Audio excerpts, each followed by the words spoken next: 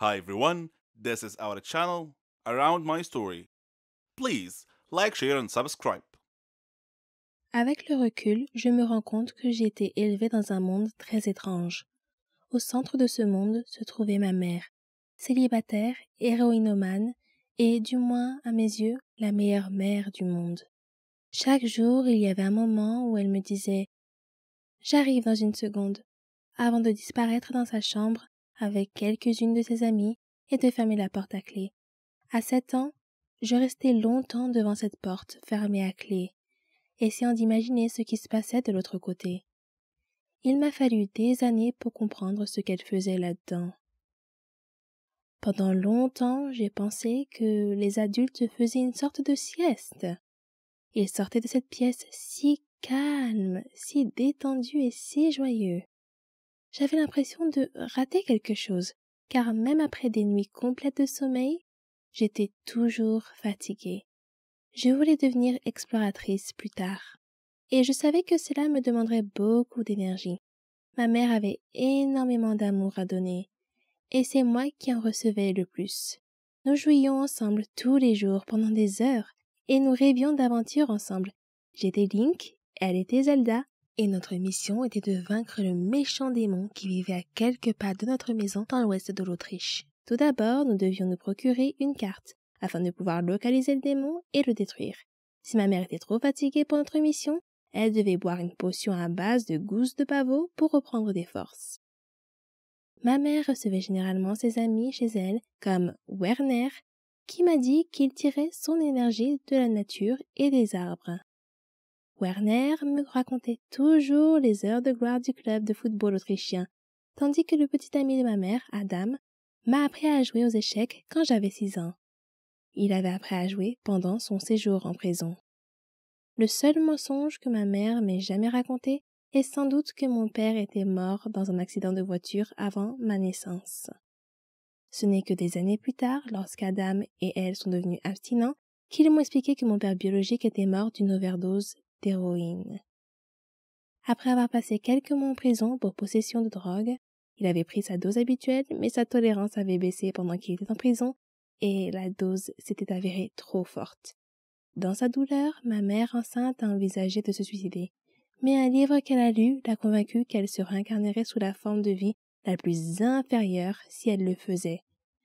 À l'école, j'étais un peu une enfant turbulente, grossière et mal élevée, mais c'était la norme là où j'ai grandi. Nous vivions dans un grand appartement vert au rez-de-chaussée d'un immeuble. Nous ne faisions confiance à personne qui se donnait la peine de frapper à la porte principale, car seule la police et le facteur le faisaient. Pour moi, c'était la même chose.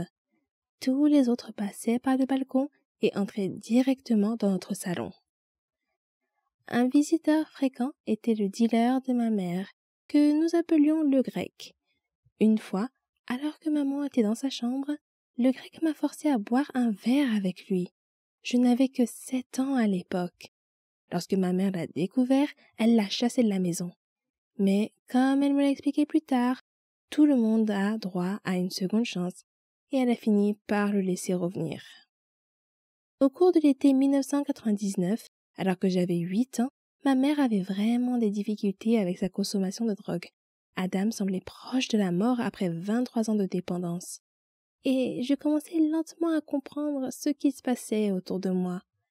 Ma mère s'était convaincue qu'elle pouvait se droguer jusqu'à ce que je sois en âge de comprendre ce qu'elle faisait. Mais la vérité, c'est qu'elle ne pouvait pas s'arrêter. Un jour de cette même année, son vieil ami Mike est venu me rendre visite. Il avait été en prison avec Adam pour contrebande. C'était comme s'il était une personne complètement différente. Il n'était ni fatigué, ni étourdi, ni nerveux. Il rayonnait d'une joie et d'une paix qui ont immédiatement fait pleurer ma mère. Mike l'a réconforté et lui a parlé de sa guérison et de sa libération. Sa seule présence éclairait notre sombre appartement. C'était comme si quelqu'un éclairait une grotte noire avec une torche.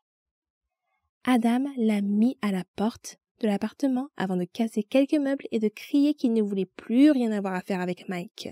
Mais Mike est revenu pour expliquer à nouveau comment il s'était libéré de la dépendance. Quelque temps après, Ma mère et Adam en sont venus à considérer la nouvelle vie de Mike comme une bonne chose, et cette prise de conscience les a aidés tous les deux. Des dizaines de tentatives de désintoxication avaient échoué. Les médecins, les psychologues et les travailleurs sociaux ayant insisté sur le fait que la volonté d'arrêter la drogue devait venir de l'intérieur, une force qu'aucun d'entre eux ne pensait avoir. Mais leur ami Mike avait réussi à s'en sortir grâce à sa force intérieure, ce qui a donné à Adam et à ma mère l'espoir d'en faire autant. Mon beau-père est devenu abstinent après plus de 20 ans de toxicomanie, tandis que ma mère a vaincu une profonde dépression qui l'avait conduite au bord du suicide à plusieurs reprises. Ils avaient ressenti le vide, la tristesse et le désespoir, mais ils étaient désormais remplis d'amour et de sécurité. Malheureusement, tout le monde autour d'eux n'a pas eu la même chance. Beaucoup de leurs amis sont morts à cause de leur dépendance. Ma mère est décédée d'un cancer à l'âge de 39 ans. Tout au long de sa vie, elle a vaincu des monstres et des démons, tout en témoignant à ses proches une incroyable dose d'amour. Au milieu du marécage de la drogue dans lequel j'ai grandi, j'ai eu une enfance magnifique et je ne peux que la remercier pour cela.